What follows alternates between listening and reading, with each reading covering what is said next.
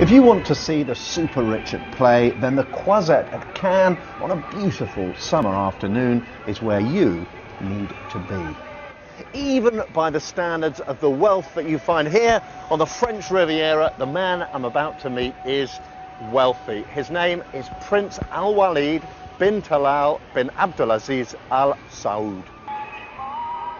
The prince is known as the Arab Warren Buffett. He is a nephew of the Saudi king, but the vast bulk of his fortune is, he says, self-made.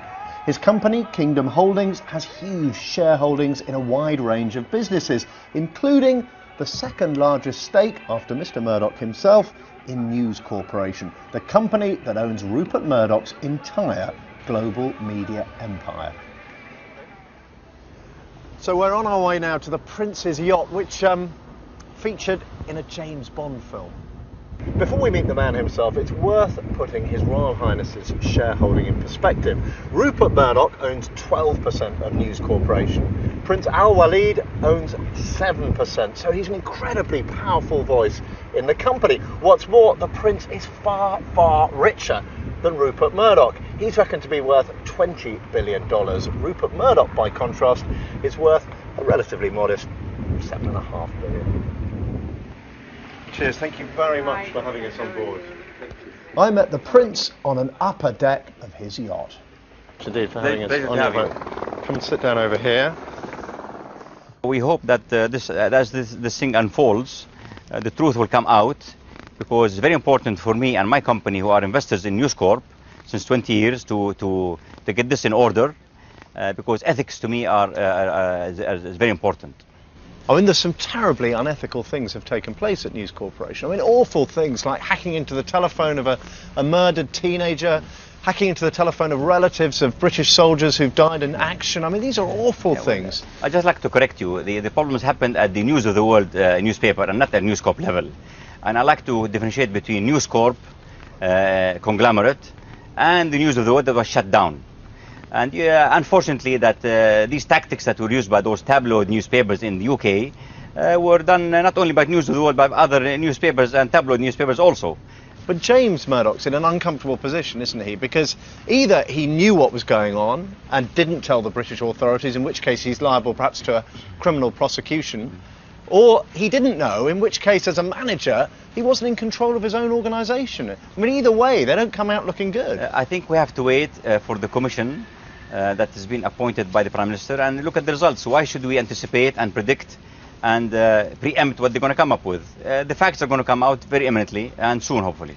But one of the dangers for you as a major investor in News Corporation is how this contagion from this crisis in the UK has spread. I mean, now you've got calls for a Senate inquiry in the US. There's criticism of Murdoch and News Corporation on newspapers across the entire world. I mean, this is a really serious problem for you as an investor, isn't it? Well, you know, I hope that this matter doesn't get over-politicized, because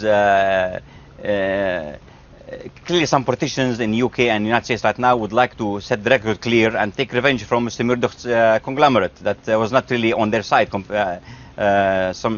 time ago.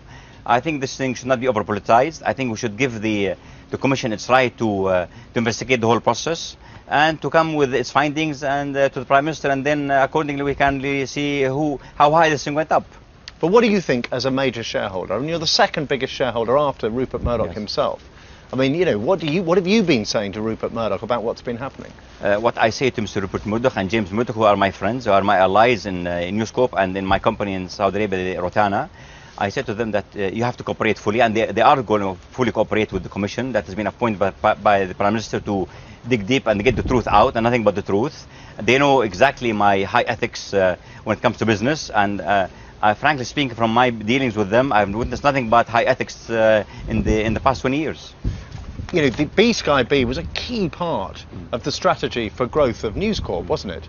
It was a key strategy, but at the end of the day, you have to understand that News Corp is a profitable company even without the remaining 61% of B-Sky-B. The B-Sky-B is being shelved right now, but it's not dead forever. So you think News Corp might come back and make a bid again for B-Sky-B? I don't talk on behalf of management. Management is Mr. Rupert Murdoch and James Murdoch. But at the end of the day, this bid has been withdrawn, and based on the law in the UK, the minimum period to come back is 6 months. And we will have to see what happens after 6 months. There's been a lot of controversy around one key manager at News International, Rebecca Brooks. Should she stay? The indications are for her involvement in this matter is explicit. For sure she has to go. You bet she has to go. Ethics to me is very important. Definitely. I will not accept and tolerate to deal with a company that has a lady or a man that has any sliver of doubts on her or her integrity. Because there are suggestions, of course, that James Murdoch knew what was happening at News International. Well, again, we'll have to keep this to the Commission. But if James Murdoch was implicated, if he'd known and didn't do anything about it, would you be saying to Rupert, listen, your son has to go as well? From my dealings with Mr. James Murdoch and Rupert Murdoch, I think it's almost impossible for James and Rupert to know what's going on at the news of the world level. Well, hold on. James Murdoch was head of News International. I know, but it doesn't mean he was explicitly involved in what happened there.